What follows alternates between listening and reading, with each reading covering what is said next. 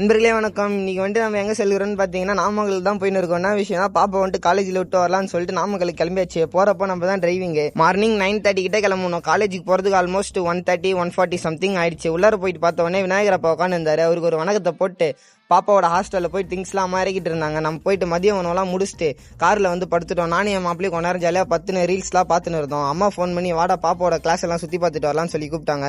நானும் போயிட்டேன். போயிட்டு பார்த்தா ஒரு ஷாக்கு. என்ன விஷயம்னா வந்துட்டு பாப்பாவோட கிளாஸும் 3rd ஃப்ளோரு, ஹாஸ்டல் ரூமும் 3rd ஃப்ளோரு. எப்படி டெய்லி மேலே ஏறி கீழே இறங்க போகிறாங்கன்னு நினச்சா எனக்கே ஒரு மாதிரி கஷ்டமாக இருக்குது. பாப்பாவுக்கு ஒரு டாட்டாவை போட்டு வீட்டுக்கு கிளம்பிட்டோம். வரப்போ நம்ம மாமா தான் ட்ரைவ் பண்ணிட்டு வந்தார். ஸ்ட்ரெயிட்டாக சேலம் முருகர் கோயிலுக்கு தான் நம்ம போயிட்டு இருக்கோம். அப்படியே கோயிலுக்கு போயிட்டு ரீச் பண்ண உடனே பார்த்தா முருகர்கிட்ட வந்துட்டு நிறைய கட்டெல்லாம் கட்டி வச்சிருந்தாங்க. என்னன்னு கேட்டால் வந்துட்டு பெயிண்ட் அடிக்க போகிறேன் அப்படின்னு சொல்லிட்டு சொன்னாங்க. கோவிலில் நிறைய பணியெல்லாம் நடந்துட்டு இருந்தது. நம்மள அப்படியே உள்ளார பண்ணுவானே விளக்கெல்லாம் ஏற்றி முடிச்சுட்டு அடுத்தபடியாக நானும் என் மாப்பிளையும் போயிட்டு முருகரை தரிசிக்கலாம்னு சொல்லிட்டு கிட்ட போனோம். கிட்ட போய் பார்த்தா மிக பிரம்மாண்டமாக இருக்கிறாரு, பெருசாக இருக்காரு. தரிசனம்லாம் பண்ணி முடிச்சுட்டு அப்படியே வந்துட்டு நானும் என் மாப்பிள்ளை எங்கள் மாமாலாம் வந்துட்டு மேலே ஏற ஆரம்பிச்சிட்டோம். மேலே போயிட்டு பார்த்தா ஒரு வியூ ஃபுல்லாமே தென்னை மரம் தான் நட்டு வச்சிருக்காங்க. இந்த சைடு ஃபுல்லாகவே தென்னை மரம் தான் போல. அப்படியே மாப்பிள்ளை வந்துட்டு ஒரு மாளிகை கட்டின்னு இருந்தான். அவனை பார்த்தோன்னே எனக்கு ஆசை வந்துடுச்சு. அப்படியே நானும் போயிட்டு ஒரு மாளிகையை கட்ட ஆரம்பிச்சிட்டேன். ரொம்ப பெருசாக கட்டி முடிச்சுட்டு அப்படியே ரிட்டர்ன் வந்துட்டு வீட்டுக்கு கிளம்பிட்டோம். வரப்போ பேக் சைட்லேருந்து முருகரை வந்துட்டு வீடியோ எடுத்து எப்படி இருக்குன்னு சொல்லிட்டு கமெண்ட்டில் சொல்லுங்கள்.